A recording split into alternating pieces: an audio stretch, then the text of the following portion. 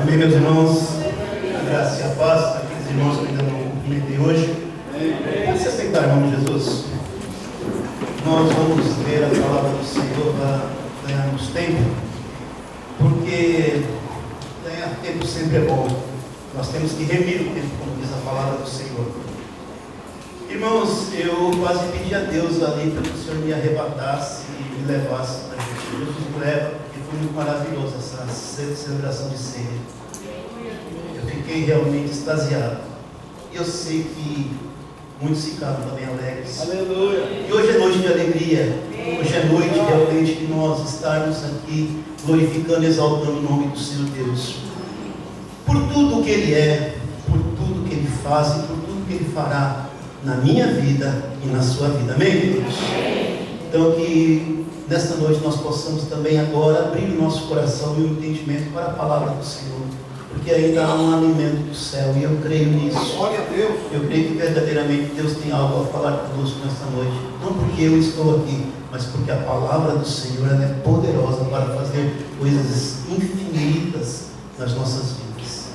Eu gostaria de, então, compartilhar a palavra do Senhor Glória a Deus. no livro de Números. Números é o quarto livro da Bíblia, logo no início, logo no comecinho. E Números capítulo 10. Gostaria de estar fazendo até um comentário antes de iniciarmos.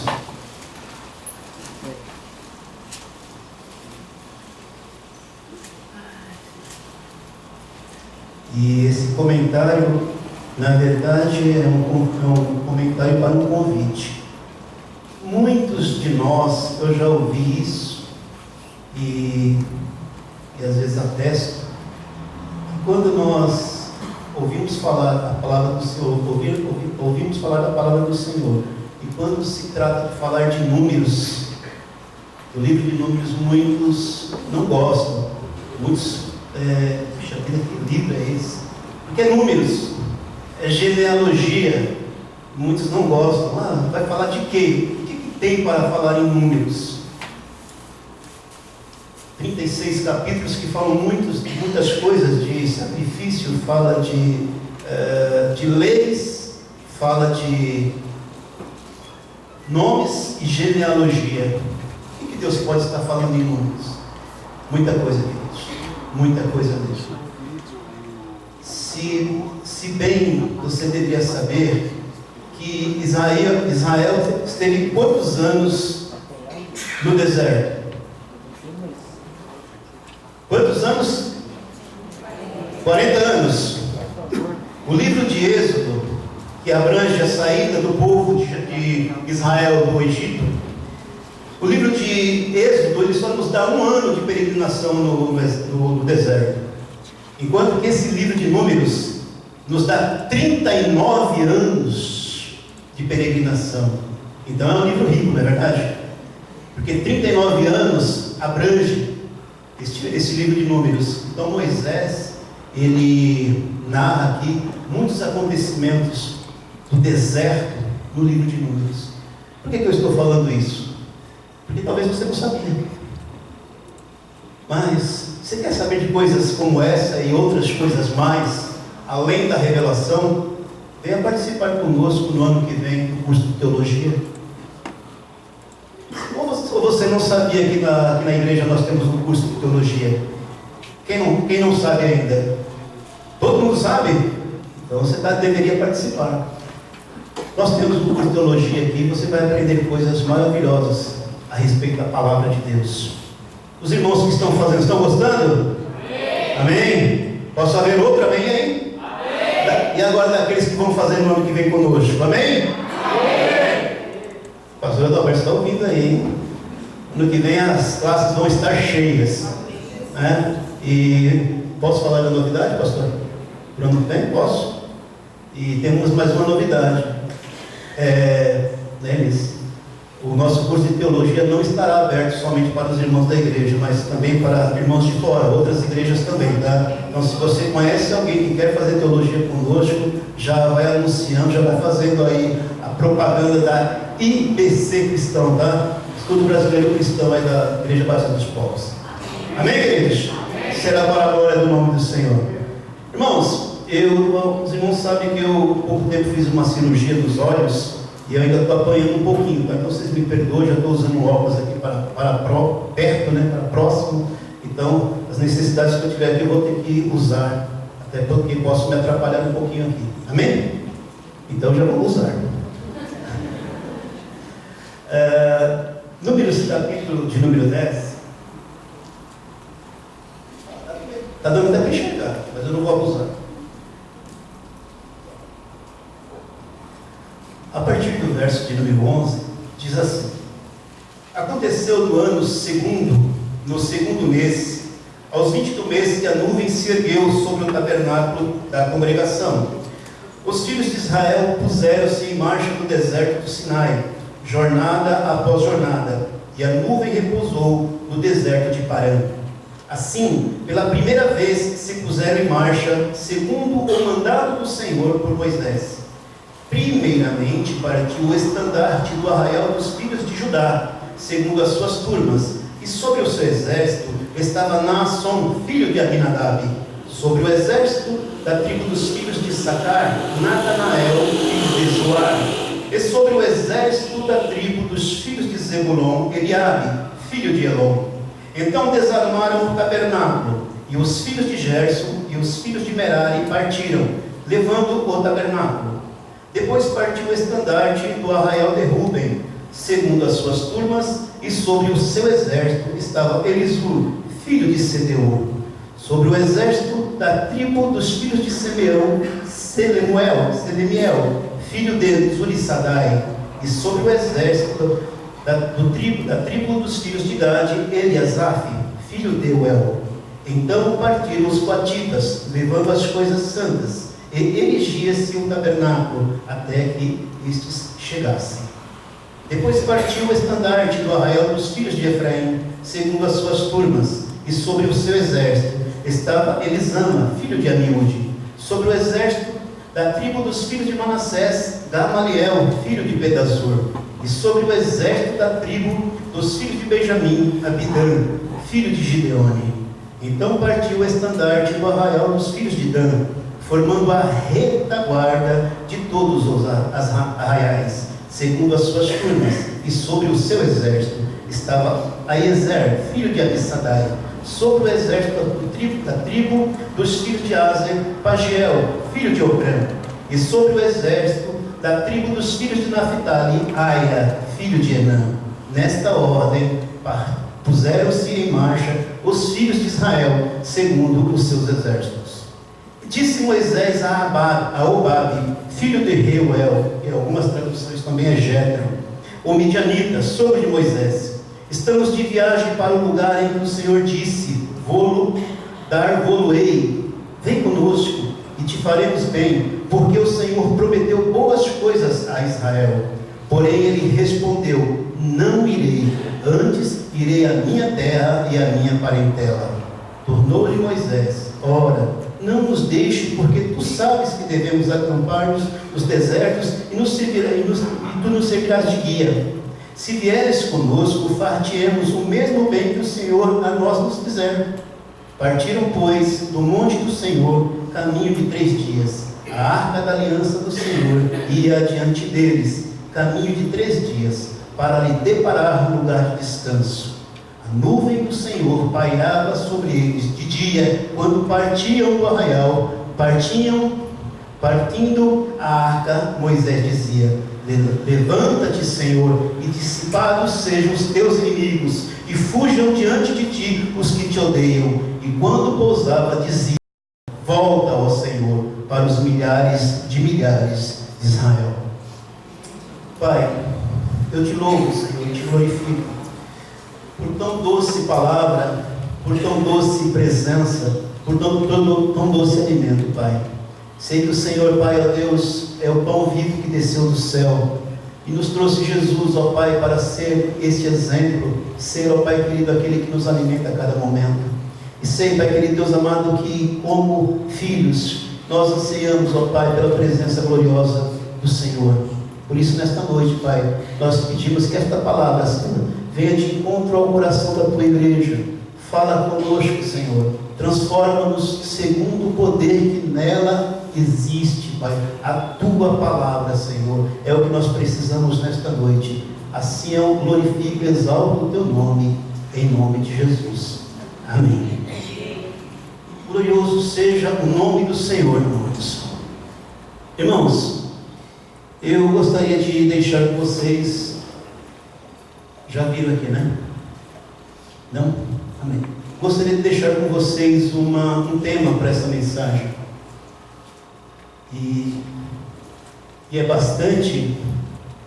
seria bastante oportuno, porque no próximo mês nós teremos eleições.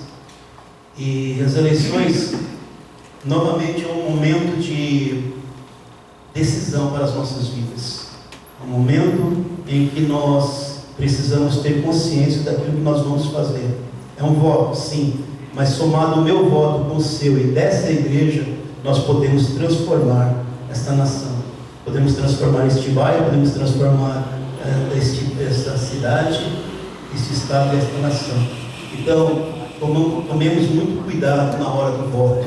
Façamos tudo em direção, tomando direção do Senhor, para que nós possamos aí representar bem a nossa casa, a nossa igreja, o nosso estado, o nosso país. Amém? Vou tentar aqui passar para vocês aquilo que seria o nosso tema de hoje. O que vocês estão vendo aqui? Bandeira do Brasil, tem certeza? Hã? Está faltando alguma coisa? Hã? Vamos tentar melhorar isso? E aí, melhorou? Ainda não? Vamos tentar melhorar então. E agora? Ainda não? Está faltando alguma coisa? O que está faltando? Hã? Mais alto, gente. Está faltando ordem. Então, sem ordem não tem progresso? Vamos tentar melhorar isso então. E aí? Não? E agora? Agora sim? Amém. Sem ordem não há progresso. Precisa haver ordem. A mensagem de hoje vai nos falar de ordem e progresso. Precisamos ter ordem e progresso. E não é só a referência da bandeira brasileira, gente. Porque nós sabemos que, embora o nosso escudo, o nosso brasão, é o símbolo da nossa pátria, a nossa pátria, ela não está de acordo com esta bandeira. Ou está? Não está. Mas nós podemos ser referência nesse país para que o nosso país possa, futuramente ou daqui a alguns dias, ter verdadeiramente ordem e progresso. Mas eu queria falar com você nesta noite de uma outra ordem que nós devemos abranger, que nós devemos buscar. E a ordem, ela não existe se não houver um tratar de Deus nas nossas vidas. E é impossível obter-se progresso sem ter ordem. É possível ter desenvolvimento, ter crescimento. É impossível ter prosperidade sem que primeiramente haja o quê? Ordem. Primeiramente vem ordem. E o Senhor Deus é um Deus ordeiro. E a ordem de Deus, quando nós olhamos para Deus, nós vemos Deus dar ordenanças, Deus dá leis. E também nós vemos que o homem também determina a lei. A lei ela é necessária. A lei, quando nós falamos da ordem, nós olhamos para um lado legal, legalista. Mas esta ordem que é dada pela lei é para a punição dos transgressores, sim ou não? Quando nós vemos que a ordem ela precisa ser estabelecida quando há algum tipo de transgressão, aí precisa que a lei seja outorgada, a lei precisa ser demandada, a lei precisa ser colocada. Então essa ordem é uma ordem para trazer de volta aquele que agiu de uma forma errônea, ou seja, para um transgressor da lei. Mas existe também uma outra tipo de ordem, uma ordem que vem do amor, uma ordem que vem do cuidado, e é sobre essa ordem que eu quero falar com você hoje. E como igreja, eu sou igreja, queremos tratar nesta noite. A outra forma de que nós vemos de ordem, nós podemos ver lá no Salmo 91, não precisa abrir, tá? No Salmo 91, 11, nós temos um exemplo de uma ordem que demanda amor, que demanda cuidado. No verso 11 diz assim: porque aos seus anjos dará ordem a teu respeito, para que te guarde em todos os seus caminhos. Olha aí, Deus dá ordem para guardar cada um dos seus filhos nos seus caminhos. Não é uma ordem de legislatura legal, de legalidade, não é uma ordem tributária, não é uma ordem penal, é uma ordem de cuidado, amém? É uma ordem de amor. Essa é uma ordem de Deus. Nós podemos também ver a ordem que é dada quando ele diz assim: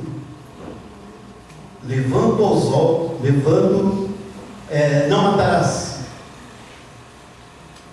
Essa não matarás, lá de Êxodo capítulo 20, diz: não matarás. Não matarás, aí sim é legal.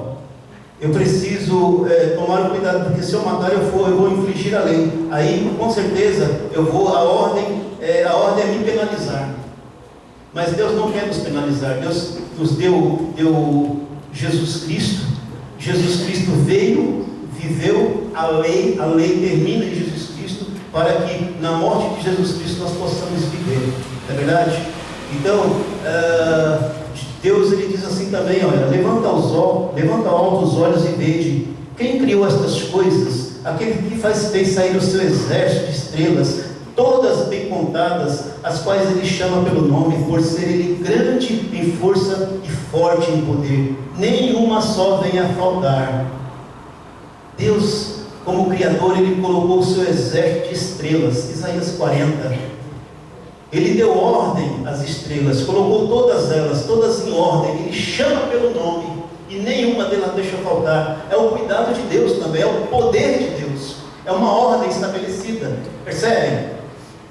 Então esta ordem é uma ordem de cuidado, uma ordem de amor, é uma ordem que nós vemos que ela não é aquela ordem legalista, que ela vai trazer condenação, que ela vai trazer correção. Mas essa ordem que Deus nos dá, essa ordenança, ela vai nos trazer preservação. Quem está embaixo da preservação e do cuidado de Deus nesta noite? É isso que Deus quer.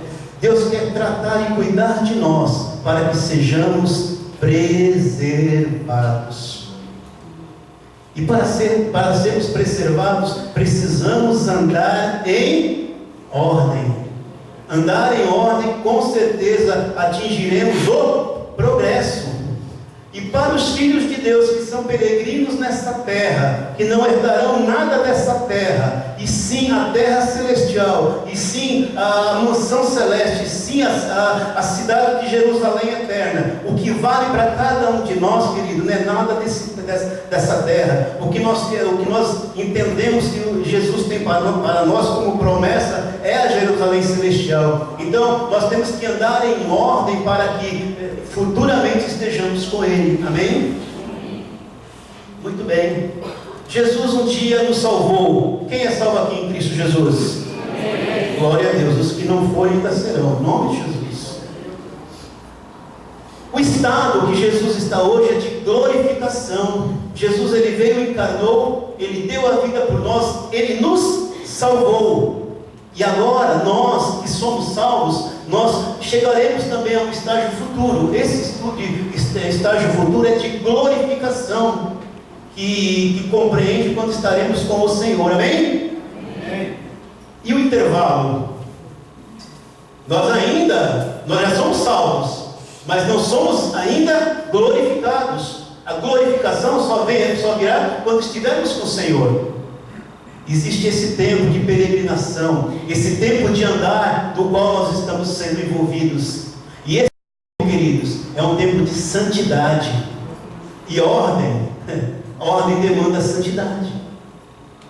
O tempo que nós estamos peregrinando aqui nessa terra é o tempo de santidade. É o tempo de santificação. E nós precisamos buscar essa santificação. O Senhor fala na sua palavra: sede santo, porque eu, o Senhor, sou santo. Se Deus fala que sede santo, Ele nos dá a condição de sermos, embora não é fácil, mas Ele nos dá a condição. Então, é fácil? Não é fácil, mas é possível. E o progresso? O que abrange o progresso? O progresso, por sua vez, está ligado com a nossa caminhada, com o nosso crescimento em todas as áreas da nossa vida. A santidade é o nosso progresso, é a nossa caminhada, é a nossa jornada para estar com Deus. Amém, queridos? Então, a pergunta que não quer se calar: como atingir o progresso? Como obter a ordem? A pergunta é essa: como atingir o progresso? Obtendo a ordem. Eu preciso guardar a ordem, eu preciso buscar a ordem, eu preciso viver a ordem para atingir o progresso.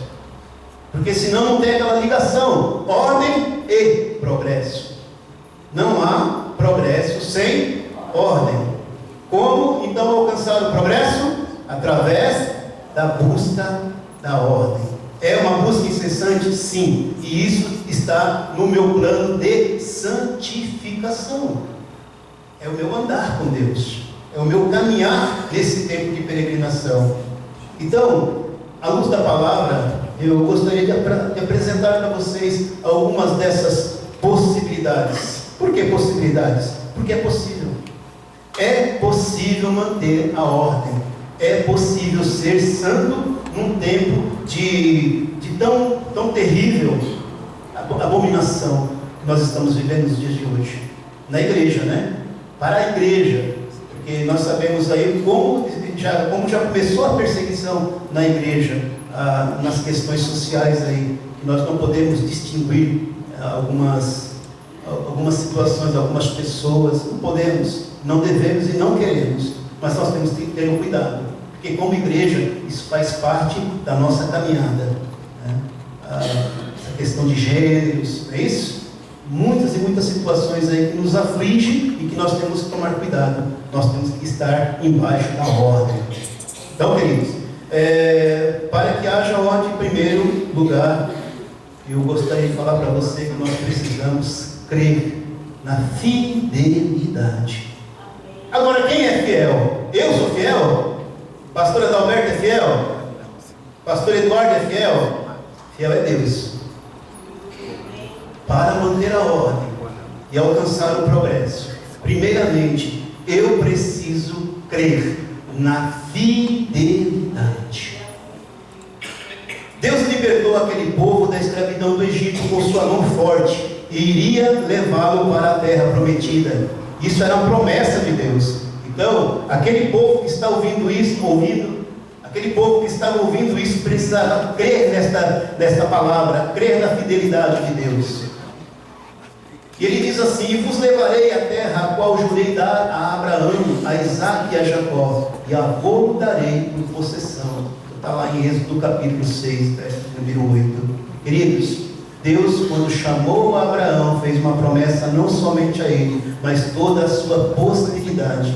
E nós estamos aqui depois de 400 anos que houve a escravidão lá o povo ficou no Egito, e agora eles estão partindo para a terra da promissão, para a terra prometida. E quando Deus chama esse povo para ir, Ele tinha que colocar esse povo em ordem, para chegar à terra da promissão.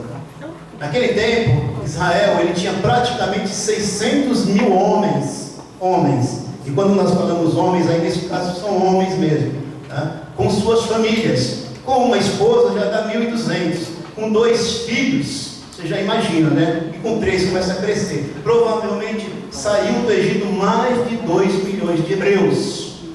Como você levar este povo em ordem? Somente com a mão de Deus, somente com a mão do Senhor. E não foram 4 dias, não foram 4 noites, não foram 4 semanas, não foram 4 meses, foram 40 anos. 40 anos para manter este povo embaixo de uma promessa, embaixo da fidelidade de Deus. Precisa crer na fidelidade de Deus, porque a promessa do Senhor para a minha vida e para a sua, querido, não depende do meu tempo e nem do seu tempo, depende de você crer. Depende de você crer em quem? Na fidelidade do Senhor. Se você está aqui nesta noite, se você tem alcançado coisas de Deus, é porque você tem crido não no homem, mas tem crido na mão poderosa do Senhor. E seja Ele exaltado para a glória do nome dEle. Deus também, através de Jesus, nos preparou uma nova terra e que a nós espera. Por isso precisamos continuar a marchar em ordem. Hoje a nossa caminhada é com Jesus. Aqueles homens, eles tiveram que sair do Egito com a mão forte do Senhor, ainda com medo de Faraó. Chegaram e passaram um tempo lá no Monte Sinai, receberam leis, fizeram o tabernáculo ali e começaram a saída. Eles tiveram que aprender sobre a guerra para chegar à terra da possessão e chegar a uma terra que é uma terra física, uma terra material. A promessa de Deus para as nossas vidas hoje não é dessa terra material, porque eu sei que aqui também entre nós talvez tenha irmãos aqui, famílias que não têm a casa própria ainda, mas em nome de Jesus você vai ter. Amém? Amém, meu irmão? Nós queremos ver, né, pastora Adalberto, nesta igreja todo mundo ainda que não tem que ter a possessão da sua casa própria, e isso Deus, na sua fidelidade, pode dar para você. Não que você só precise disso, mas isso é necessário, Deus vai dar para você, irmão. É só crer. Ele é Deus.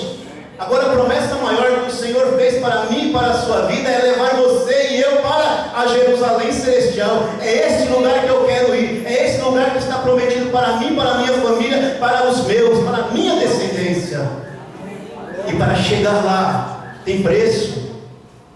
Não é o preço de Jesus, porque Ele já pagou por mim e por você, mas é o preço da minha santificação. É o preço que eu tenho que pagar em trabalho, em ordem. Eu preciso, você precisa, e nós precisamos aprender. Por isso que você está aqui hoje, por isso que eu estou aqui hoje, para aprender com o Senhor. Um dia eu tive que sair à noite de casa, e apreensivo, porque não estávamos esperando uma boa notícia. E a irmã Rita me ligou e disse que o pai dela realmente estava muito ruim nos seus votos. Alguns conhecem por Santana. E a gente vinha acompanhando, porque eu tive célula lá na casa deles, né? E ele estava muito ruim realmente. E de vez em quando ele participava conosco da célula, né? Mas ele ainda não tinha tomado uma determinação quanto ao estar com o Senhor verdadeiramente. Mas a igreja orava, nós orávamos por ele, mas ele estava realmente com muita debilidade. E no dia que a Rita, na noite que ela me ligou, eu fui no hospital lá no Mário Covas, e cheguei lá, a mãe da Rita, dona Leonor, ela tinha passado um dia terrível, porque ela falou: eu não estou aguentando mais, eu não aguento mais, eu não quero mais. Porque naquele dia ele tinha dado muito trabalho, ele tinha realmente sofrido muito, estava muito ansioso e muito dando trabalho e transmitindo isso, né? E ele realmente foi um dia muito ruim, e foi o último dia de vida dele. Cheguei à noite ali na visita, já um pouco adiantado da visita, e passei, pedi a orientação ao Senhor. Cheguei, e a Leonor, quando eu cheguei, ela tirou o adental, estava muito nervosa, e aí eu adentrei, orei, busquei a paz, né, do Espírito, queria levar também essa paz do Espírito. Comecei a conversar com ele, com o seu Oswaldo, e o Senhor me deu a palavra de Hebreus capítulo 4, 16, que nós devemos buscar confiantemente, né, o trono da graça, para que no momento oportuno receberemos misericórdia, socorro e misericórdia no momento oportuno. E eu preguei esta palavra para ele. Ele foi se acalmando, orei, e ali fiz uma oração intercessória e também um apelo, e ele aceitou esse apelo. E aí terminou a visita, a Leonor veio e deu um beijo na testa dele, ele ficou preocupado porque naquele momento ele estava, acho que ele tinha soltado alguns no intestino, né? E saímos. 2 horas depois ele faleceu. A Rita me ligou em casa e ele tinha falecido. Quando eles chegaram no hospital, elas duas, né? A mãe e a filha, a mãe recebeu a notícia também em casa, era para ir para o hospital, né? Já sabia que provavelmente teria morrido. Quando chegou lá, realmente tinha falecido. Mas o interessante foi que a Leonor falou que quando a quarto, ele viu o semblante do marido dela, é como se ele estivesse sorrindo. Estava transformado. Ele já estava com Jesus. Irmãos, não importa se eu for amanhã, se você for amanhã, o importante é que você vai para Cristo. Você vai para um lugar que está preparado para você desde a fundação do mundo. Não importa as agruras que nós passamos aqui, as dificuldades. Importa é que tem uma casa preparada para mim e para você. Se você andar aqui 200 anos nesta vida, busque andar em santidade. Mas se você for amanhã também, Deus já preparou isso, está esperando por você numa casa gloriosa. Eu sei que Ele está lá hoje com o Senhor.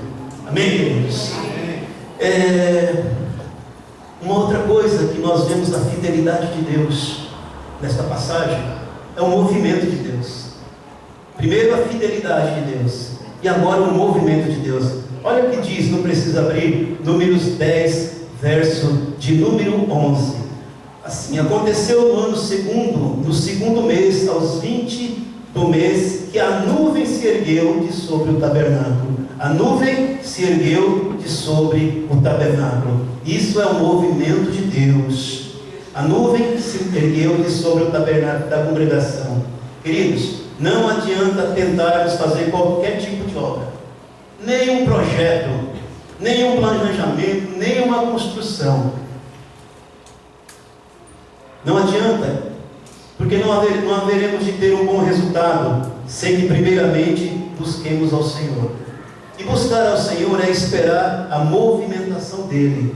Tudo começa em Deus, tudo continua em Deus, tudo tem a sua finalidade em Deus.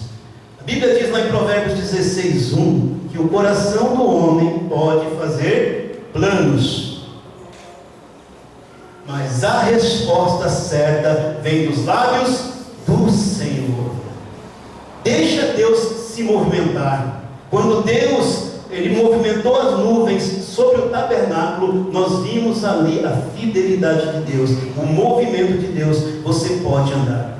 Quando houver um movimento de Deus, perceba, é o momento de sair, é o momento de agir, é o momento de fazer. Sem Deus, Jesus ele disse que sem mim nada podereis fazer. Então, espere o agir de Deus, espere a movimentação de Deus, porque na sua fidelidade você vai ver o que Deus vai fazer. Um outro ponto aqui é que além da fidelidade, na fidelidade de Deus, nós vemos o mover de Deus, que é o agir de Deus, que é esse movimento de Deus. Nós também vimos a presença de Deus. O verso de número 17 do capítulo 10 diz assim: e desarmaram o tabernáculo e partindo, levando o tabernáculo. O que isso nos diz, querido? O ano que vem você vai estar em teologia, a gente vai aprender melhor sobre isso, tá? Sobre o tabernáculo. Amém? Mas hoje nós já vamos conversar um pouquinho. O tabernáculo ele estava montado no centro do acampamento dos filhos de Israel.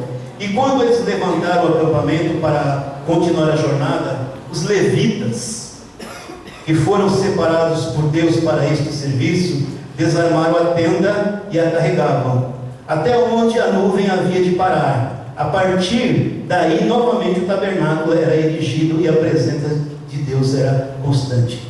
Irmãos, uma ratificação aqui, tá?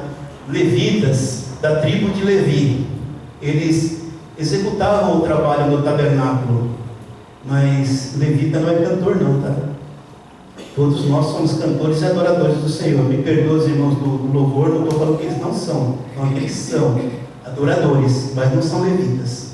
Levita na casa do Senhor é aquele que leva madeira, que faz o serviço. Levita na casa do Senhor é aquele que leva os utensílios. Então, a onda que colocaram de levita é cantor não é certo, né? Levita é todo aquele que trabalha na casa do Senhor. Quem trabalha na casa do Senhor aqui? Glória a Deus. Levita.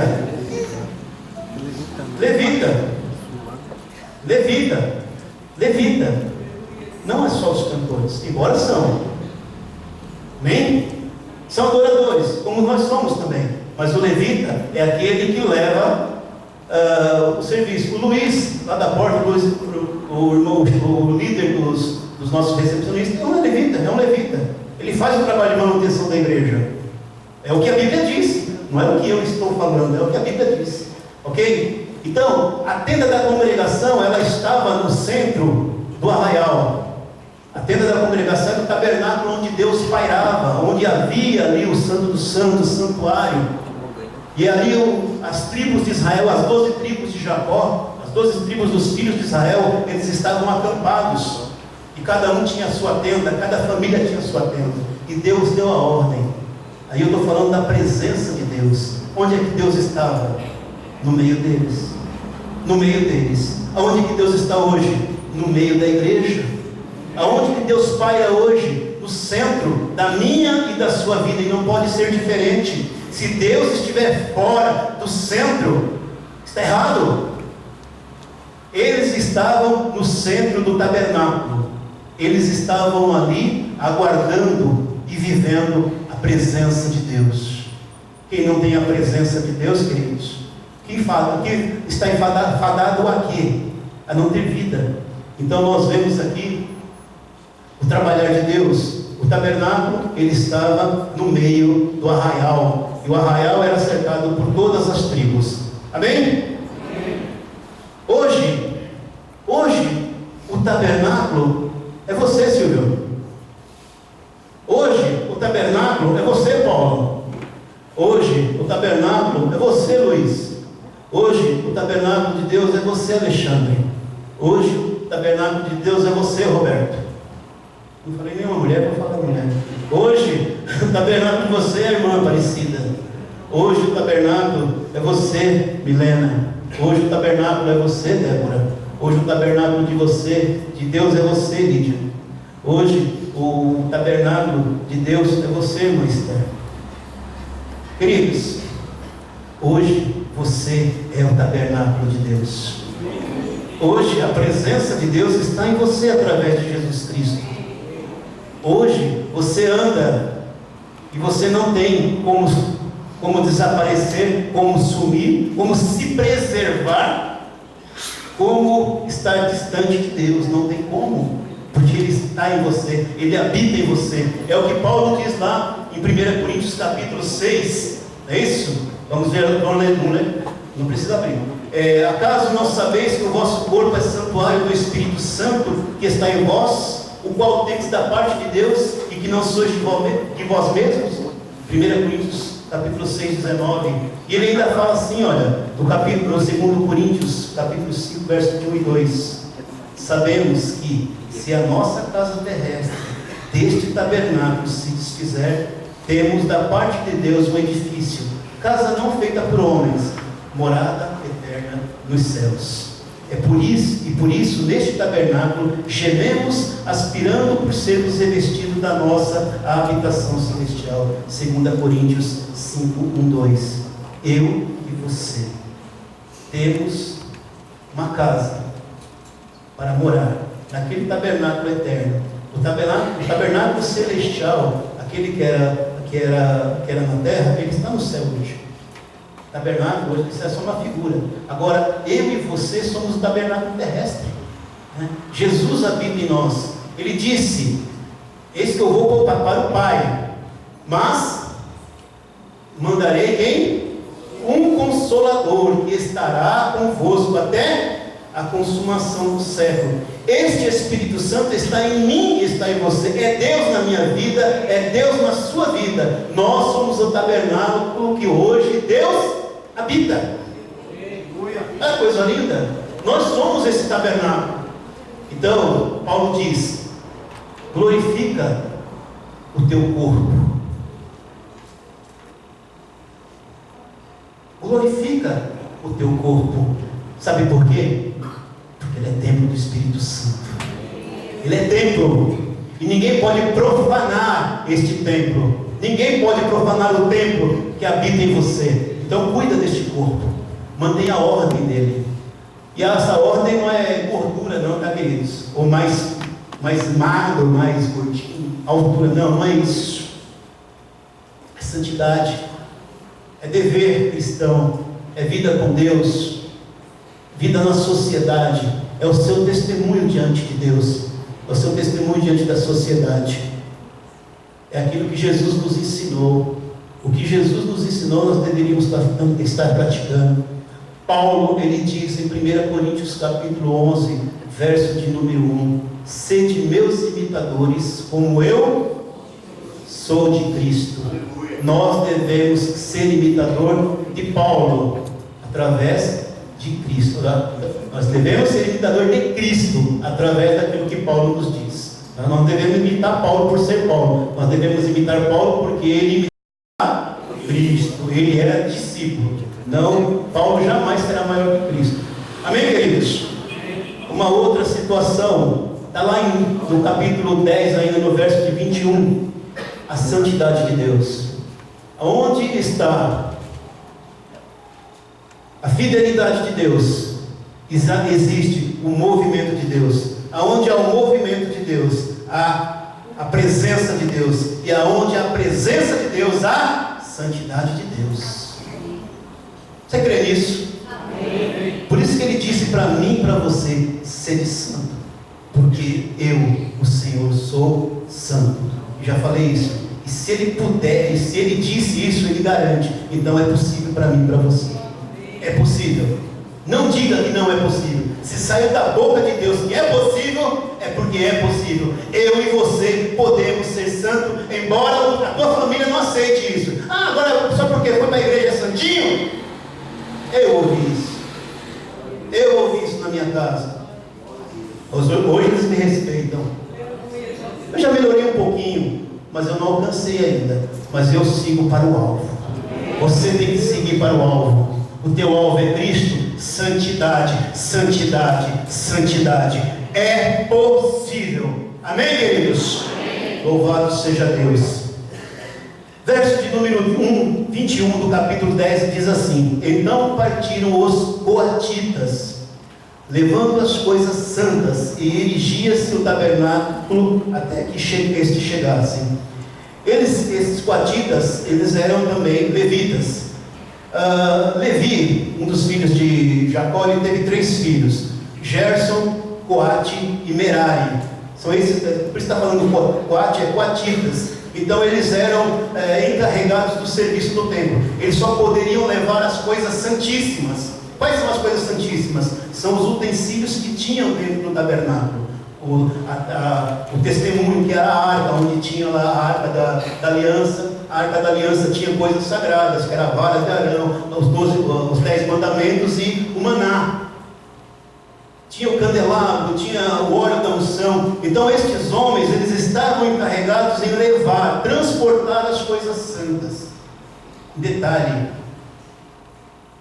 Arão, o sacerdote, ele precisava, todas as vezes que desmontavam o tabernáculo, ele entrava, ele cobria todos aqueles utensílios, e os coatitas iam lá e pegavam sem tocar. Como pegar sem tocar? Eles não podiam tocar na arca. A arca tinha que ser coberta com um pano. Isso é ordem. Isso é ordem. Eles tinham que fazer isso. Cobriam toda a arca. E aí depois os coatitas pegavam aquilo coberto, né? Graneiro, como se fosse graneiro, para fazer o transporte. O candelabro, eles não pegavam o candelabro nu. Não, eles pegavam ele coberto. Uma outra coisa, eles nem podiam ver. Porque essa é uma questão de preservação. Deus estava preservando a vida desses coatitas. Só quem podia ver era o sumo sacerdote. Então o sumo sacerdote Arão, ele cobria aquilo ali, e aí depois podia se fazer o transporte. Então era uma questão de preservação, porque os coatistas não poderiam ver, porque se vissem eles seriam fulminados.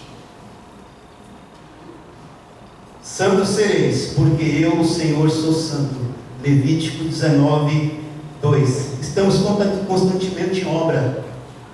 Santidade, irmãos, exige obra. Santidade, existe um momento que eu e você estarmos sempre com aquela plaquinha, homens trabalhando. Balanço. Nós precisamos fazer um balanço de como está a nossa vida diante de Deus, diante da igreja, diante da sociedade. Eu, Gilson, não gosto de falar de mim, mas eu tenho uma pequena empresa. O pastor Adalberto agora há pouco orou pelos pequenos investidores aí, os pequenos proprietários. Eu tenho uma propriedade que Deus me deu, que Ele é o sócio majoritário, porque se não fosse, não teria. Passei pela crise de 2 anos atrás, mas quem susteve foi o Senhor, em oração, em súplica, em muitas dificuldades. Mas se ela existe hoje, se essa empresa existe, é porque a mão do Senhor sustentou.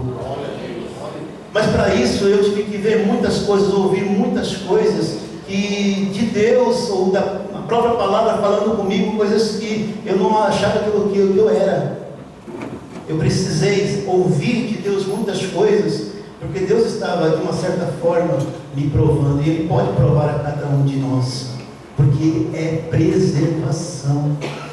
O Senhor, quando Ele nos prova, é porque Ele nos quer aprovar. Isso é cuidado, isso é preservação. Amém, queridos? Precisamos fazer este balanço nas nossas vidas. Através do Espírito Santo podemos e devemos ter uma vida consagrada a Deus, nos exercícios práticos da vida cristã, que é o nosso relacionamento com Deus, por meio da adoração, por meio da adoração, da oração, da leitura e da aplicação da palavra de Deus, e da prática também do jejum. Precisamos jejuar. Jejuar é mortificar a carne. Eu me lembro que a primeira vez que nós fomos acampar lá no Monte do Saboó, foi eu, o Luiz, o Renan e mais o Cris, e nós fomos no carnaval, assim como todo ano nós vamos. Nós fomos, tivemos o investimento da igreja, o pastor Adalberto comprou para nós uma tenda, falou, vai lá e arma a tenda. Aí nós fomos. Ele está sendo sempre convidado para ir conosco lá, mas tem que ficar 4 dias só na água e no pão. Está difícil. Na água gelada, meu irmão, da bica. Está difícil, mas ele vai um dia. E nós fomos na primeira vez, e na primeira vez foi assim, a primeira experiência que nós tivemos, estar naquele monte, mas foi muito glorificante, foi muito glorioso. E em determinado momento, eu e o Cris, nós atravessávamos, correndo assim, andando, né, e orando, né. Ele atravessava por mim, eu atravessava por ele, né, no contrafluxo, em oração naquele monte. E eu pedi a Deus, fala conosco, fala comigo, Senhor, fala, porque a gente já tinha orado, estávamos orando, intercedendo situações. Foi o ano que nós levamos todos os pedidos que tinha da igreja, tiramos fotos para mandar, e nós estávamos intercedendo, mas queríamos alguma coisa. Eu buscava alguma coisa para ouvir de Deus. E naquele monte, naquele lugar alto, não ouvia Deus falar. Entregava, mas não conseguia ouvir Deus, só através da leitura da palavra. Mas tinha muitas situações de luta lá em cima. E em determinado momento, no fim de tarde, no outro dia, no sábado, nós descemos na bica para tomar banho. Ficou o Renan, porque estava meio gripado, e não desceu. Aí o Luiz e o Cris já estavam, eles foram na frente. Depois aí eu fui e acompanhei eles. E quando cheguei lá, fiquei aguardando eles, porque eles já estavam tomando banho e pegando a água para subir. E nisso, eu sentado, aí veio um irmão, né? Veio um irmão que tinha acabado de tomar banho também, com a sua água, e ia subir. Quando ele chegou, ele parou do meu lado e começamos a conversar. Ele começou a falar das coisas de Deus, e eu respondendo, e amém, assim, mas... E de repente aquele homem foi tomado em mistério. Antes disso, aí o Luiz e o Cris estavam ali do lado também, juntou a nós. E quando quando naquele momento Deus tomou esse homem em mistério, começou a falar, entregar algo da parte de Deus, que nós sentimos que era da parte de Deus mesmo. O Luiz já foi para o solo, encheu-se de barro, tudo que caiu na bica, né? Já deitou na bica lá e cheio da unção, da presença de Deus. O Cristo ouviu algo do Senhor, Deus confirmando o ministério dele de muitas vidas, através desse ministério que o Senhor tem dado a ele. Deus estava consolidando ali a vida do Cristo, embora tantas circunstâncias e dificuldades. Foi uma coisa muito maravilhosa. E também Deus falou comigo de uma forma profunda. E Deus estava me entregando algo que Ele já tinha dito para mim, assim, que eu já tinha recebido, mas Deus estava falando através da boca de um homem que eu nunca tinha visto. Um pastor lá da cidade de Salto de Pirapora estava conosco. E Deus falou assim: olha, eu te chamei porque tu é manso. A minha mansidão, queridos, foi encontrada, foi achada diante de Deus. E Deus falou: eu te chamei para isso, porque tu é manso. Deus te conhece. Deus me conhece. Eu preciso de mais intimidade com Deus. Você precisa de mais intimidade com Deus. Santidade, tocar em coisas santas, é muito maravilhoso, irmãos. Agora só pode tocar em coisas santas quem é do Senhor. Só adentra ao santuário quem verdadeiramente ama o Senhor e que verdadeiramente quer ter algo com Deus. Quem quer ter algo com Deus aqui? Louvado seja Deus pela sua vida, meu irmão, minha irmã. Uma outra situação que nós devemos ter: Deus tem a sua fidelidade, Deus tem a sua ação, tem a sua presença, Deus tem o seu agir. Agora cabe a nós também. Nós temos responsabilidades, e responsabilidade é dada por Deus para nós como encargo. Deus designou com o propósito de sair à guerra. O livro de Números, ele narra os números daquele censo que foi pedido por Deus, para que esses homens eles fossem separados para a guerra.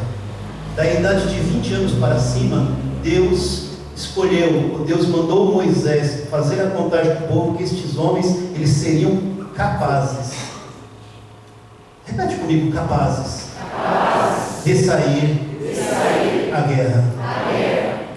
Eu sou capaz e fui escolhido e designado por Deus para sair à guerra. Receba isso, certifique isso na sua vida, meu querido e minha querida, em nome de Jesus. Você foi chamado, você foi capacitado, porque você tem algo com Deus. Então, o Senhor Deus, Ele nos chamou. Foram contados naquela época, como eu já falei aqui, 603.550 pessoas, homens capazes de sair da guerra para o fim de que o exército de Israel lutar contra todos os inimigos que porventura viriam nesta caminhada, nesta jornada. Você tem enfrentado na sua jornada inimigos? Sim ou não? Sim. Então precisa estar pronto para a guerra. Precisa estar realmente diante do Senhor, sabendo que Deus é na sua vida. Então isso é uma responsabilidade. Você precisa ter responsabilidade diante de Deus. A responsabilidade, ela não é divina. Divina é a fidelidade. A responsabilidade, ela é humana. E é por isso que você precisa ter responsabilidade. O Senhor também nos chamou para esta guerra. Lá em Mateus 11, verso de número 12, Jesus ele diz assim: olha, que desde os tempos de João Batista até hoje, desde os tempos de João Batista até hoje, o reino de Deus é tomado à força, e os que se esforçam se apoderam dele. Precisa ter esforço. Então, desde os tempos de João Batista até hoje, o reino de Deus é tomado à força, e aqueles que se esforçam se apoderam dele. Então, não adianta você estar para a guerra e não se esforçar na guerra. Tem que ter essa responsabilidade, e isto é ordem. Isto é ordem. Você está ordenado para isso. E para que você tenha progresso na sua vida espiritual, para que você tenha progresso na sua vida secular, você precisa ter responsabilidade. Responsabilidade é minha e é sua. Amém, queridos? Amém. Em nome de Jesus. Muito bem. Se Deus ele tem o seu movimento, os filhos também têm o seu movimento.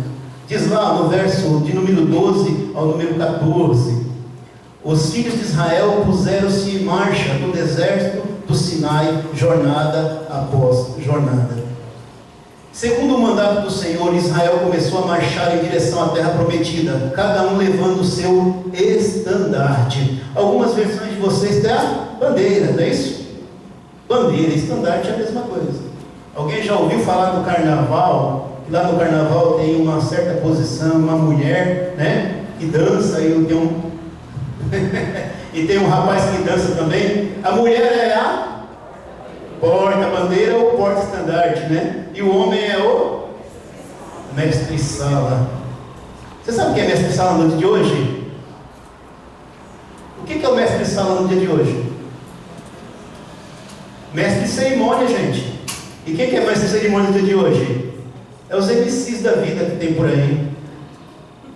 Ninguém entendeu? Vou falar de novo igual os outros pregadores. Ninguém entendeu? MC, os mestres de cerimônia que tem aí os bailes funk, um monte de bailes por aí, são os MCs, né? São os mestres de cerimônia. A Bíblia fala de mestre de cerimônia, né? Mestre de cerimônia é bíblico, gente. Está lá em João capítulo 2, não é isso? Lá João Jesus na festa de Caná, quando o mestre de cerimônia foi lá para provar o vinho. Bíblia, gente, como diz o Belo, Bíblia, né? Bíblia. Então, mestre de cerimônia é bíblico. Não é bíblico esses que estão fazendo hoje os MCs. E por conta tem alguns que estão morrendo aí, né? Muito bem. O movimento dos filhos. Os filhos de Israel puseram-se em marcha no deserto do Sinai, jornada após jornada. Como filhos da promessa, nós temos a responsabilidade de ir. Nós temos a responsabilidade de ir. Por quê? Porque Jesus lá em Mateus capítulo 28, no verso 19 e verso 20, diz o quê? Ide. Jesus diz: ide. Portanto, fazei discípulos de todas as nações. Não é só ir, é ir e fazer discípulos de todas as nações, ensinando a palavra, ensinando aquilo que eu vos ensinei, batizando eles no nome do Pai, do Filho e do Espírito Santo. E eis que eu estarei convosco todos os dias até a consumação dos séculos, ou do século. Então, nós temos a responsabilidade também de ir. Ou seja, quando houve um movimento dos filhos lá na congregação, eles se levantaram e saíram do lugar que estavam. E aqui agora fica mais apertado para mim e para você. Porque a igreja de Jesus, a igreja de Deus, ela foi estabelecida na face da terra, segundo o mandato de Jesus, para nós irmos. E o nome igreja não é estar aqui dentro. O nome igreja é sair, embora é um erro português, é sair para fora. Igreja é você. Você deve estar lá fora, pregando a palavra de Deus, fazendo o que Jesus mandou. Ide, fazei discípulos de todas as nações. Não é dentro da igreja que a gente faz discípulo. Nós fazemos discípulo lá fora. É lá fora que estão as almas perdidas. É lá fora. Note que os ensinamentos de Jesus devem ser ensinados por todos nós. Ele nos ensinou, então nós devemos ensinar também.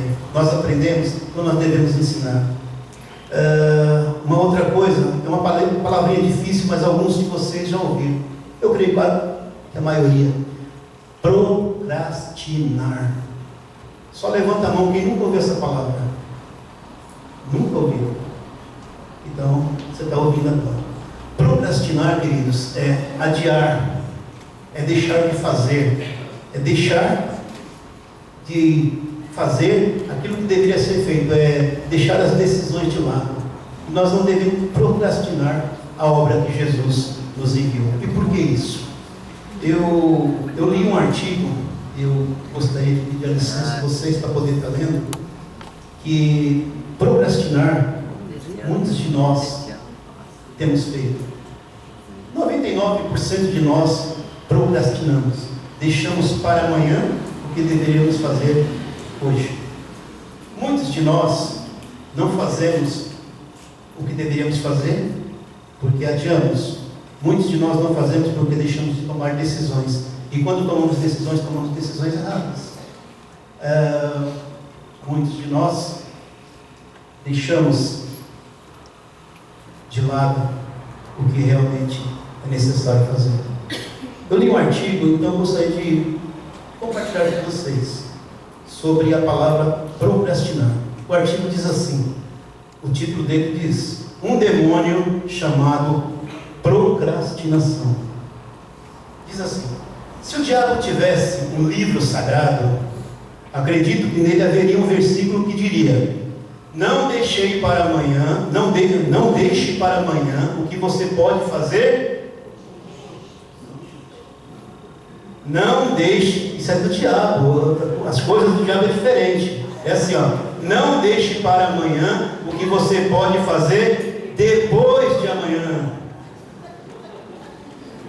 É adiando cada vez mais. O diabo quer que você adie mesmo. Isso é procrastinar. Digo isso porque o ser humano tem uma forte tendência a empurrar com a barriga decisões importantes que precisa tomar. O que, em se tratando de vida espiritual, é muito prejudicial. Por isso devemos refletir e nos disciplinar para mudar essa estranha atração que temos pelo deixar para depois. A procrastinação torna-se assim um mal a ser combatido. Se você percebe que na lista da sua vida há mais itens na coluna das coisas a fazer do que dever cumprido, é hora de acender a luz vermelha e tomar alguma atitude para reverter essa situação. É claro que cada pessoa sabe em que precisa melhorar, mas existem áreas da nossa vida em que o problema é mais comum e por isso merece mais atenção. O grande mal da nossa época é a falta de amor ao próximo.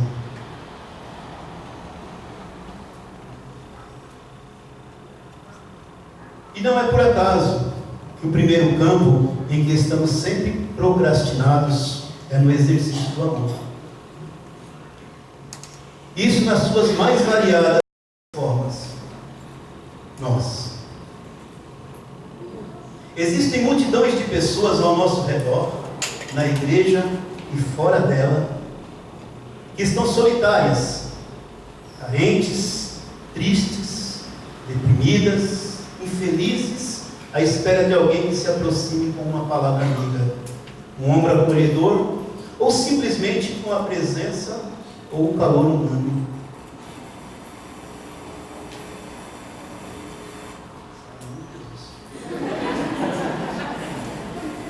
Se ficar, vai ser queimado. Nós, filhos de uma era em que só cuidamos, filhos de uma era em que só cuidamos de nós mesmos e no máximo de nossa família, fechamos os olhos a elas, essas pessoas. Sabemos que elas existem, vemos o seu semblante abatido, mas o que fazemos por estas tristes almas? Ou delegamos a outras pessoas a tarefa de amá-las, ou deixamos simplesmente para depois tudo aquilo que nós poderíamos fazer por elas, mas não fazemos. Amarás, pois, o Senhor teu Deus de todo o teu coração, de toda a tua alma, de todo o teu entendimento, de toda a tua força. Esse é o primeiro mandamento. O segundo é: amarás o teu próximo como a ti mesmo. Marcos 12, 30 a 31. Queridos, não é fácil. Nós temos feito dessa forma. Muitos de nós temos feito. E eu tenho feito isso. Algumas vezes, quando eu reflito, me encontro aqui. Tenho procrastinado. Não tenho amado como eu deveria amar. A esperança que se adia faz adoecer o coração, mas o desejo cumprido é a árvore da vida. Provérbios capítulo 13, verso de número 2. Amém? Uma outra situação, nós vamos aqui comentar, estamos fechando, porque, amados, como eu falei para vocês, essa passagem, ela é muito rica. E eu tinha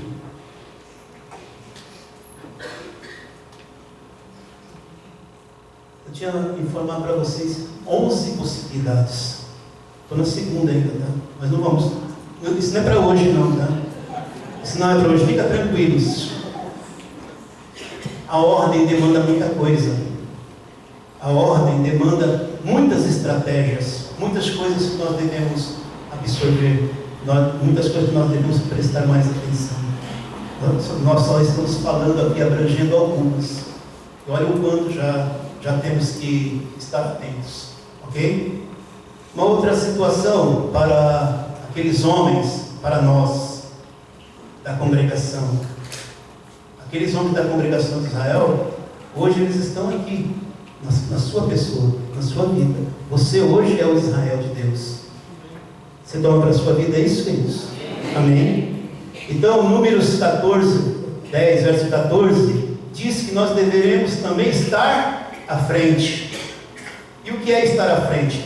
Primeiramente, partiu o estandarte do arraial dos filhos de Judá, segundo as suas turmas e sobre o seu exército. É só você ver lá. O primeiro que se levantou foi a tribo de Judá.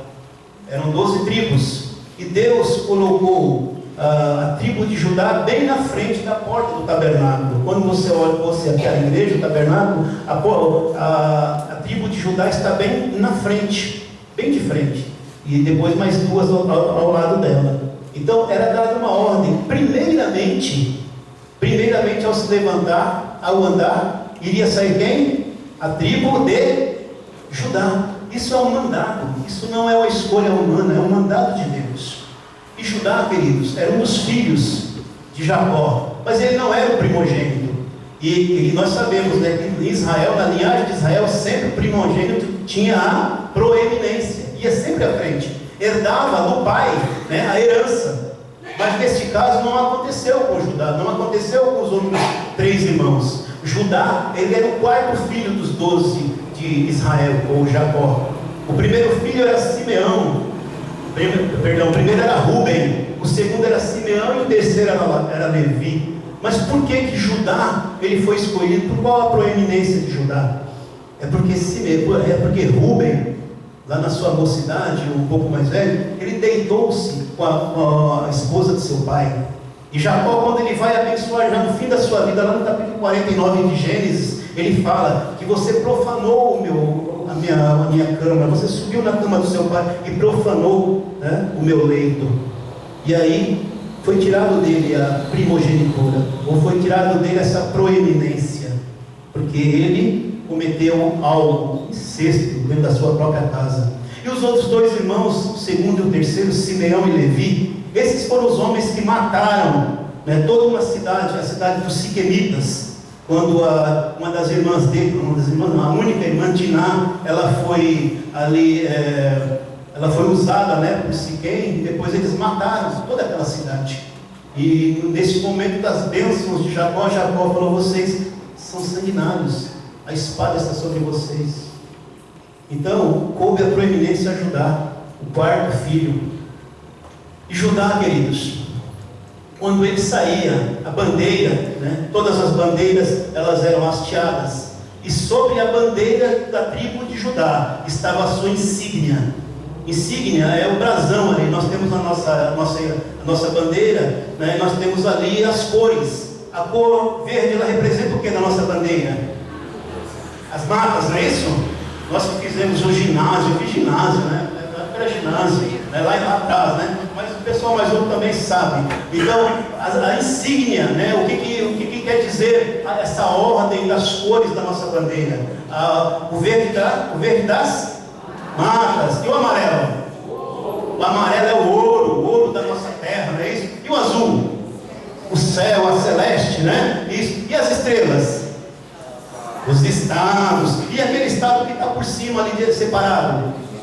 O Distrito Federal. Não é isso? Olha aí, todo mundo sabe, ele conhece a geografia, a história do Brasil, que coisa maravilhosa. Então essa é a insígnia dessa bandeira, ok?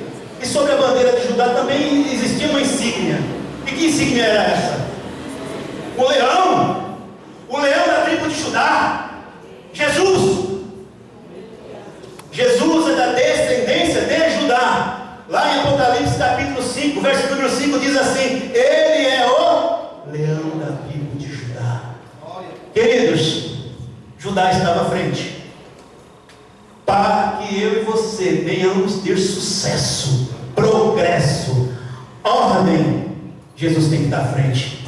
Ele é o Deus general. Jesus Cristo, nosso Senhor, Ele é o leão da tribo de Judá. Com você, meu irmão, pode saber que Jesus, o seu general, está à frente. E a Bíblia nos diz lá em Romanos 8: em Cristo nós somos mais que vencedores. Nós somos mais que vencedores por aquele que nos amou, Jesus Cristo, nosso Senhor. Olha, estar à frente não é fácil. Jesus está à frente de todas as coisas, mas Jesus também chamou eu e você como homens e como líderes na casa de Deus, como líderes na nossa casa, esposo, como líderes na escola, monitores, como chefes, como patrões, como pastores, líderes que foram chamados para estar à frente. Nós temos responsabilidades, nós temos encargos, todos nós que assumimos uma certa posição, uma certa proeminência, como Judá, pastor Eduardo. Jesus é o primogênito, e Romanos 8:29 diz que Deus nos predestinou. E predestinação aqui não é teologia. Predestinação aqui não é nada a não ser aquilo que Deus fez para conosco. Capítulo 8:29 de Romanos diz que o Senhor nos predestinou para que nós fôssemos como Jesus. Nossa, Jesus, que isso? A Bíblia diz isso?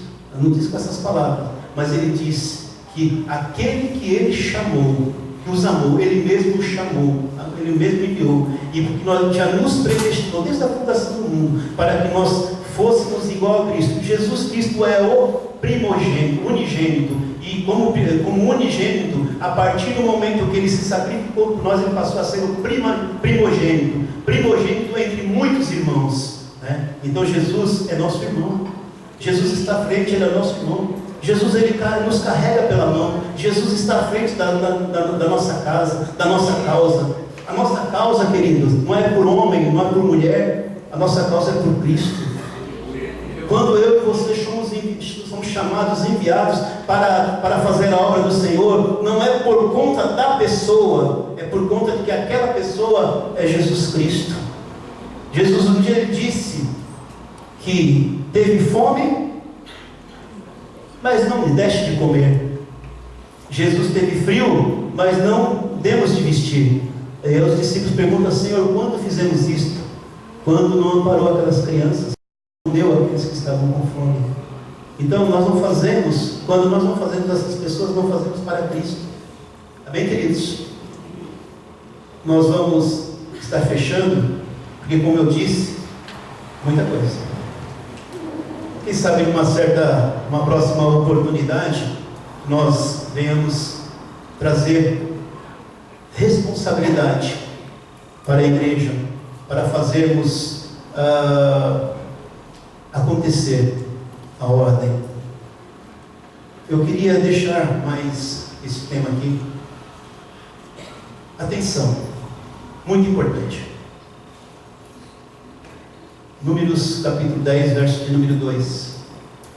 É o outro capítulo, mas diz assim: faze 2 trombetas de prata, de obra batida as farás, servir-te-ão para colocares a congregação e para a partida dos arraiais.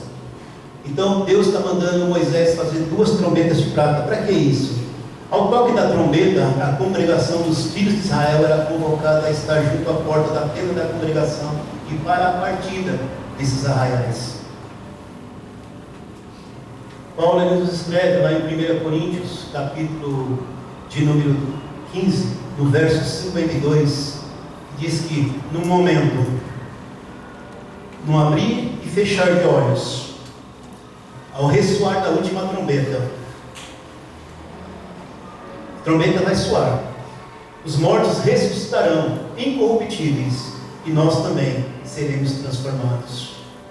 Eu me lembro que quando cheguei nessa igreja, no ano de 1999, naquele ano eu tive meu batismo, vim para o Senhor em outubro. Quando foi em dezembro, batizou eu, a Azusa, mais alguns irmãos aqui, a Valerinha, batizamos juntos, mais alguns irmãos aqui, agora não me lembro muito bem.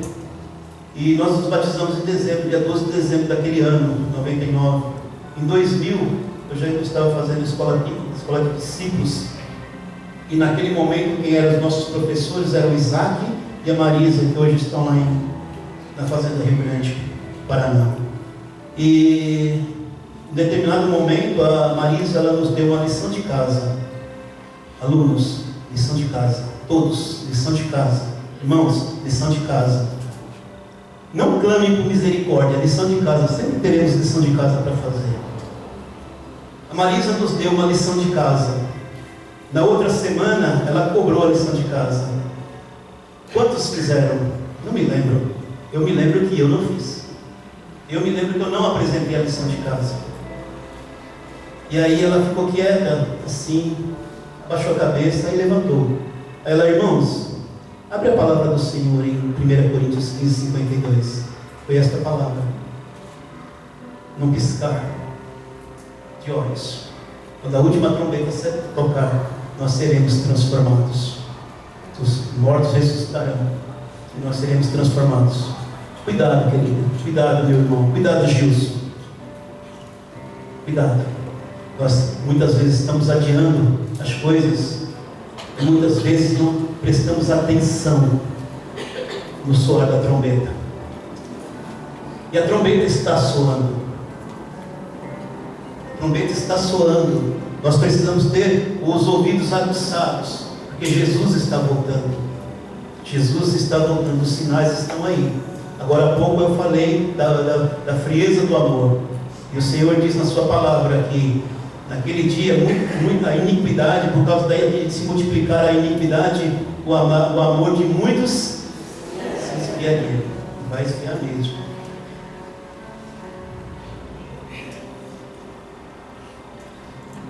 Nós ouvimos de Deus que Deus, quando Ele queria mover o tabernáculo, Ele dava a ordem a Moisés. Moisés tocava a trombeta. Os filhos de Israel ficavam antenados, porque era o momento de sair. Quando o toque da trombeta havia, a nuvem saía de cima do tabernáculo. E a nuvem começava a andar. Quando a nuvem começava a andar, era o momento que o povo tinha que levantar os seus estandartes e sair. Quando nós, como igreja, fazemos uma convocação para a oração, muitos de nós não temos ouvido esse toque da trombeta. Muitos de nós não temos participado da oração quando é chamado. Isso é falta de ordem. Não haverá progresso se continuarmos assim.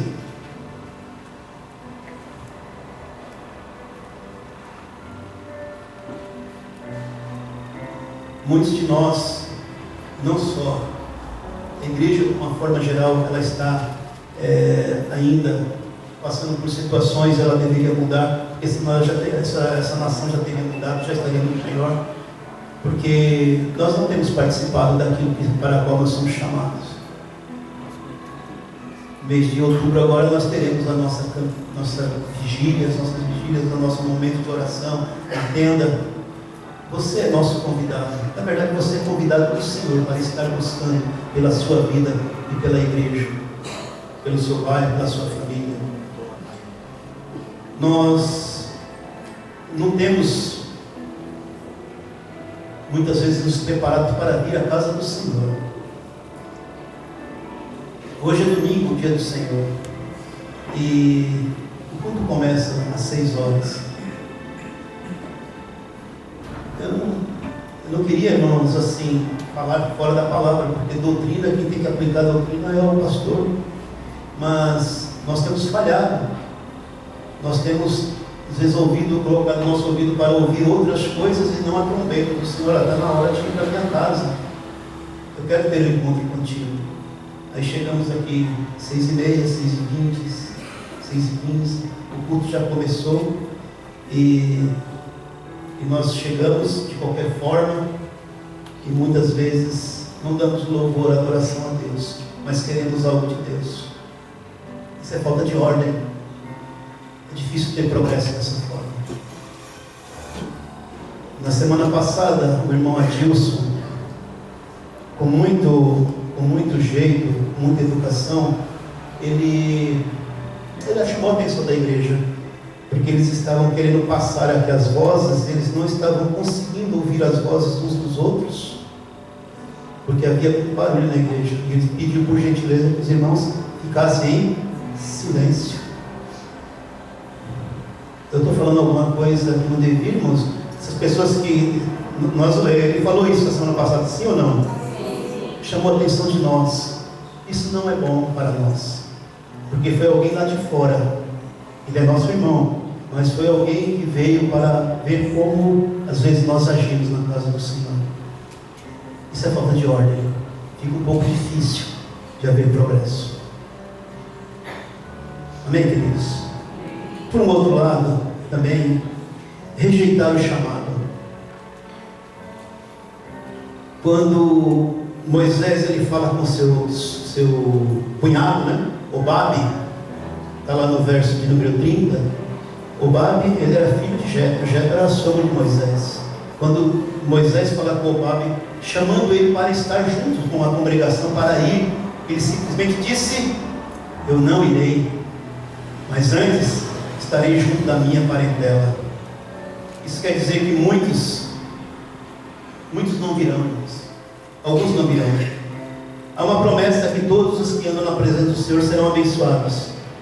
Deus fala isso lá em Gênesis 17:1. Anda na minha presença e será uma bênção. Farei uma aliança entre mim e ti, e te multiplicarei extraordinariamente.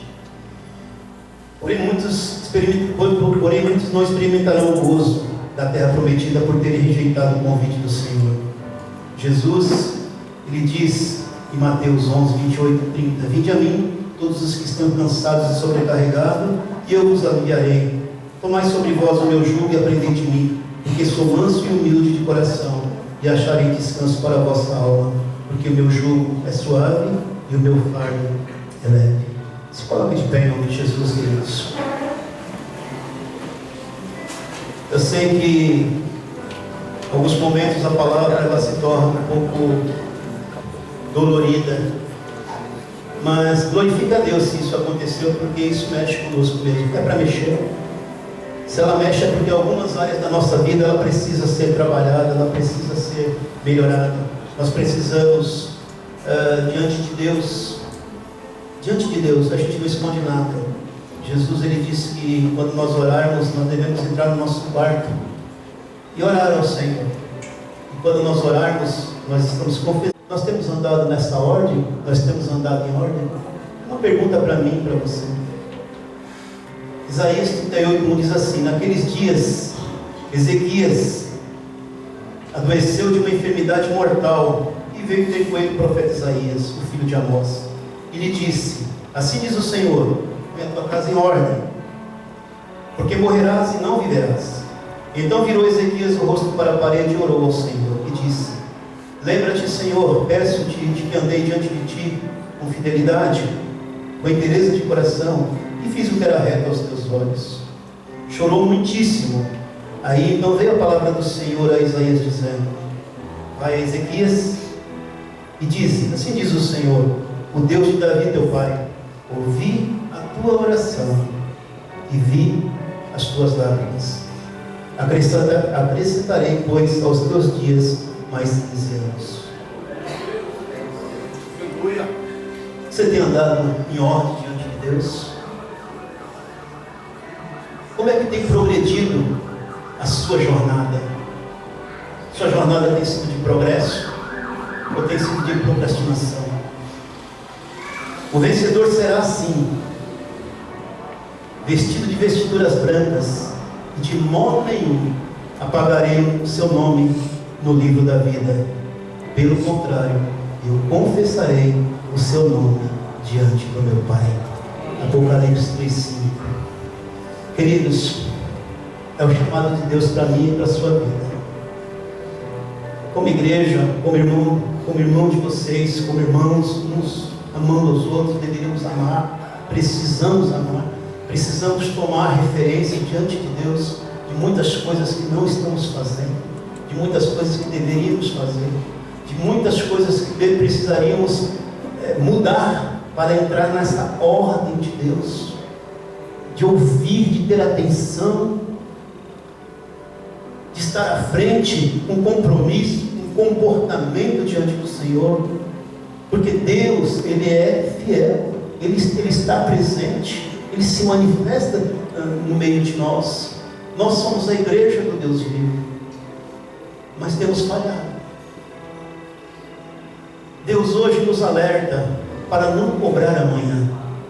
Deus hoje nos alerta porque Ele quer preservar. Eu gostaria de, como irmão, estar chamando, clamando a igreja, para que nós possamos, diante daquilo que Deus quer fazer conosco, nós termos progresso. Eu quero que todos vocês tenham progresso. Eu quero ter progresso, mas não posso deixar a ordem de lado.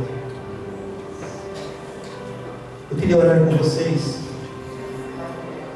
e se você quiser se movimentar, vir à frente por algum motivo, para que nós possamos estar orando. Se de alguma forma a palavra falou com você, você quer se derramar diante de Deus, nós vamos estar orando, nós vamos estar apresentando a sua vida, para que Deus verdadeiramente Ele possa fazer com que você experimente o gozo, a alegria de ser um filho ordenado, que anda em ordem, um filho que alcança e alcançará o projeto de Deus, por ser amado, por ter ouvido, por ter vivido, por ter alcançado o favor de Deus. Se você quiser vir à frente, eu gostaria que o pastor Adalberto estivesse orando por esta palavra, para que nós possamos apresentar a Deus. Amém?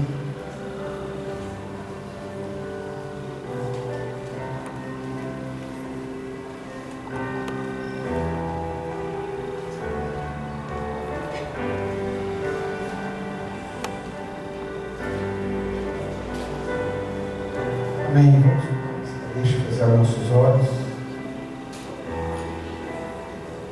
Oh Deus,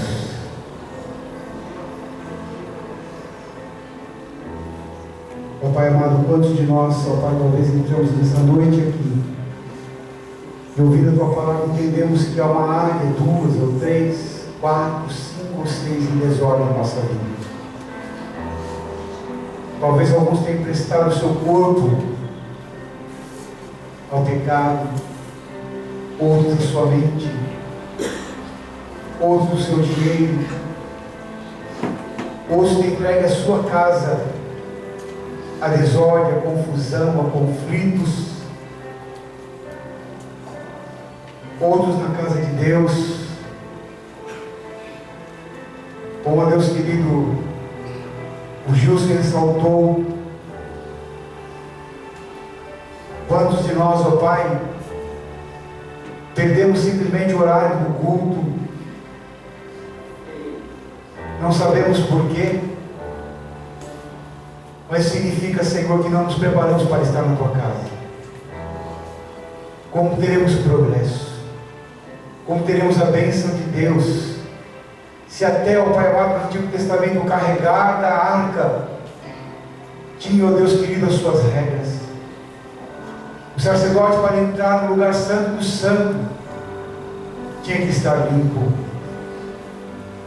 Ó Deus, não é por causa da graça que tornaremos a nossa vida uma desgraça, fazendo as coisas de qualquer jeito. Por isso, ó Deus, obrigado pela Tua palavra, Senhor, nesta noite.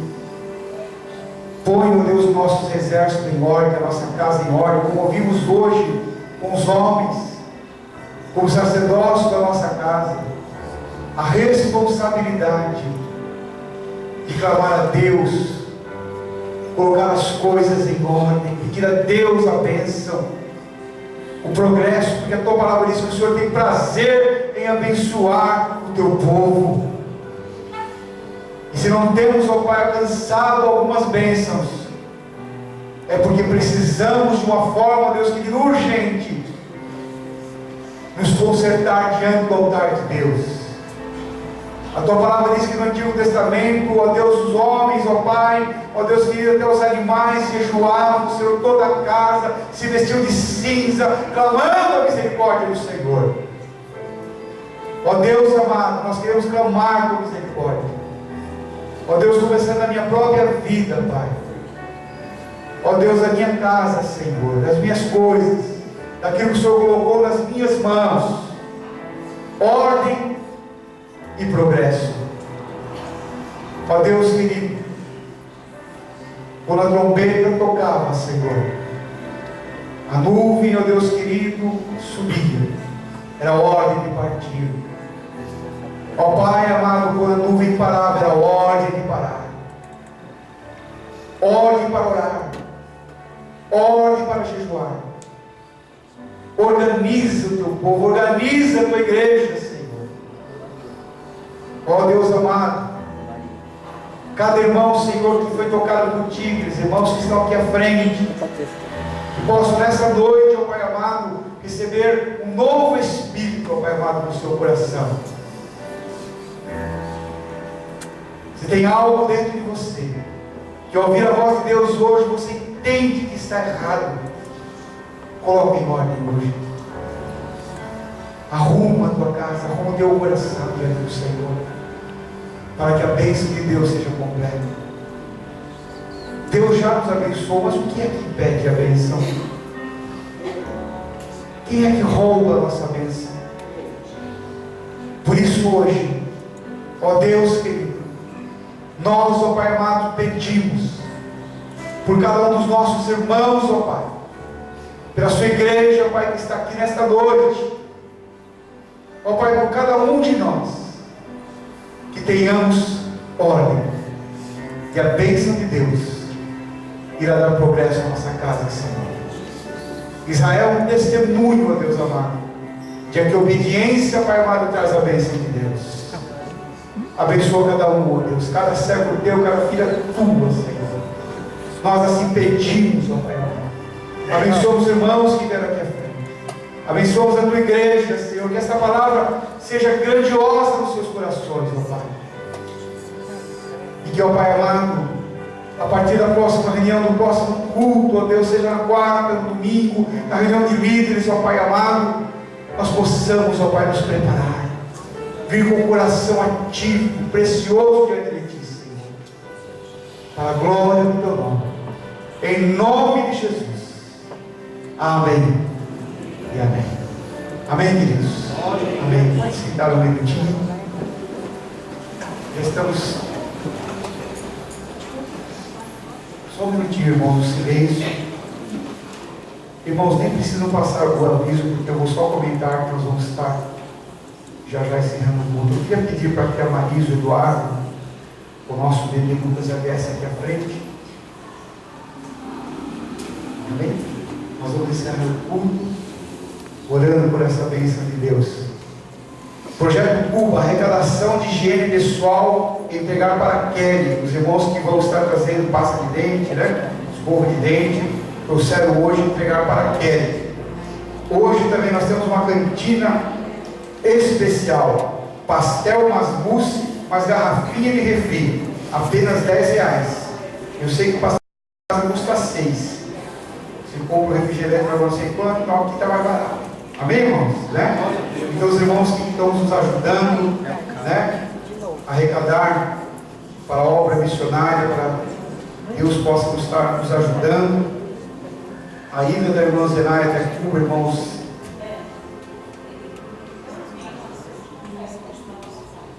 Oi? Ok. mas hoje não dá. Hoje não. Passamos depois na quarta, amém? No próximo domingo. Amém, queridos? Então são esses os avisos. Eu não vou, irmãos, passar mais um aviso, porque senão nós vamos abusar do tempo dos irmãos também. Né? Amém, queridos? Glória a Deus. Aleluia. Aleluia.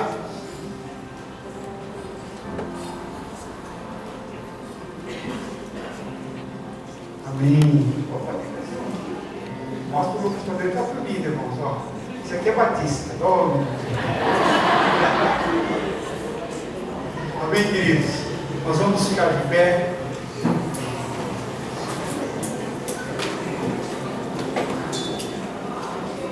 Eu sei que os irmãos fizeram o aviso, fazem com amor, amém?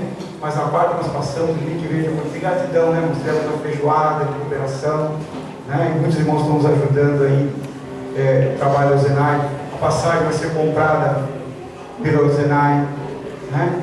A ida pelo Zenai. Cuba não tem dinheiro para suportar nada, os irmãos lá só pediram a nossa presença. Então nós estamos ajudando de uma forma ou outra. Quantos acham que o Zenai é rico, tem dinheiro para ir para Cuba e voltar quantas vezes? Não é. Amém? Talvez muitos de nós não poderíamos fazer isso. Mas o nosso Deus é rico. Glória a Ele usa a sua igreja. Amém? Tudo que os irmãos fizerem por essa viagem, estão fazendo pela obra de Deus. Glória a Deus. Tem mais missionário. Amém. Irmãos, nós vamos agradecer a Deus por essa família, né? Pelo Lucas. Amém? Para que Deus possa estar abençoando. A palavra de Deus é clara, né? E diz que os filhos, né, os nossos filhos são herança de Deus para nós, e que o pai é o sacerdote da casa, a mãe é sacerdotisa, né, que cuida da família, que guarda, né? Então, camarada, Senhor, que vocês também para mim. Vamos botar em ordem a nossa casa para Deus abençoar os nossos filhos. Quem vai colocar a casa em ordem, levanta a mão. Tem coisa para organizar, não tem, irmãos? Começa pelo guarda-roupa, né? Vai chegar no teu coração, viu? Glória a Deus. Eu queria também agradecer a todos os nossos visitantes, que Deus abençoe. Nós aqui não batizamos a criança tão pequena, porque a Bíblia diz que a criança não sabe que tem sobre o mal ou sobre o bem. Mas nós apresentamos ela a Deus, para que Deus possa abençoá-la. Amém? Eu junto com a igreja, que vocês estendam as mãos.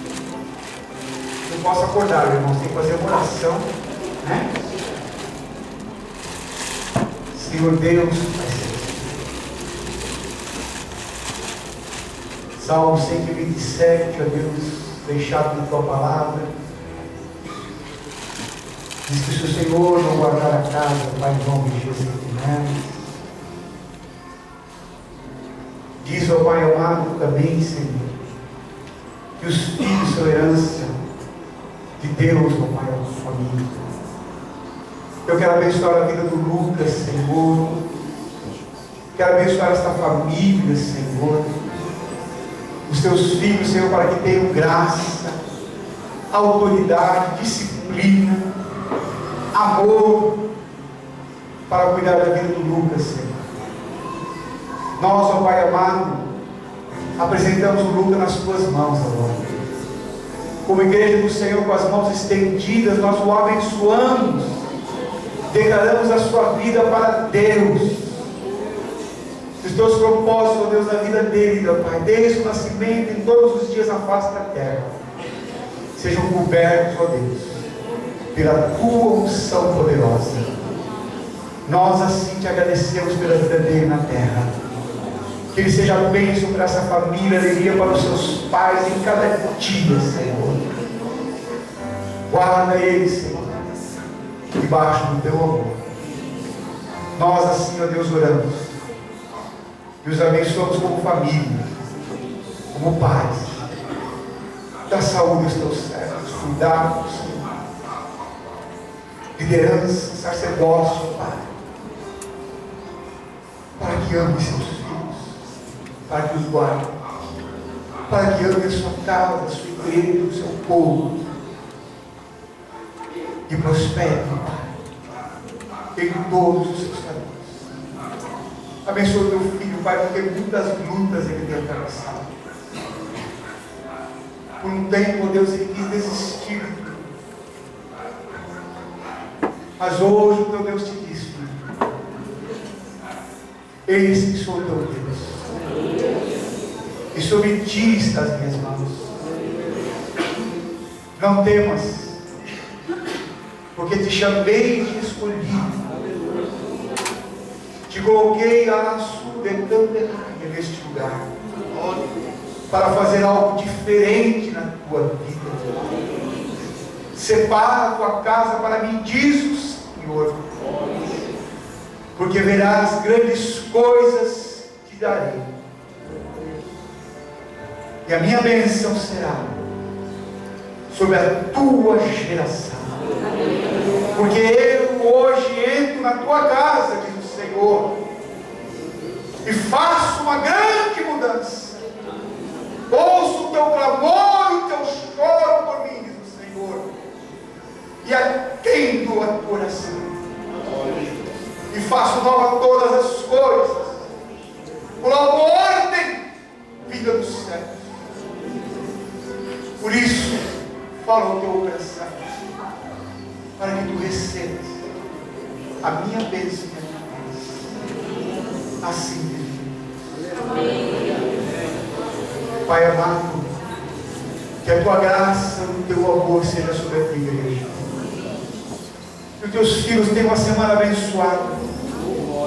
Que a quarta-feira o nosso propósito de jejum e oração pela igreja, por aqueles, ó Deus, que o Senhor ama, pelo teu rebanho, ó Deus, por cura, milagres, ó Pai amado, para que a nossa casa entre em ordem, Senhor, seja uma bênção. Dê força para os seus irmãos para esse dia, Senhor amado, ser um dia de consagração. Abençoa os dias da semana, abençoa as células da escola bíblica, Pai amado, o culto dos jovens do próximo sábado. Traz esses jovens em fervor, os adolescentes do domingo de manhã, Senhor. Ó Deus amado, abençoa, Senhor, a cantina de hoje, próximo, amado. Ó Deus, a tua obra missionária, que os irmãos possam ter para dar. Ó Deus, que esse alimento dessa cantina seja um bênção na vida deles também. Abençoa a casa de Israel. Abençoa, Deus querido, Gilson, que trouxe a sua palavra, para que nós coloquemos a nossa vida, a nossa igreja, o nosso ministério em ordem, para que o progresso chegue, para a glória de Deus o Pai, que a graça e o amor do Senhor Jesus seja com todo o povo de Deus, para todos sempre.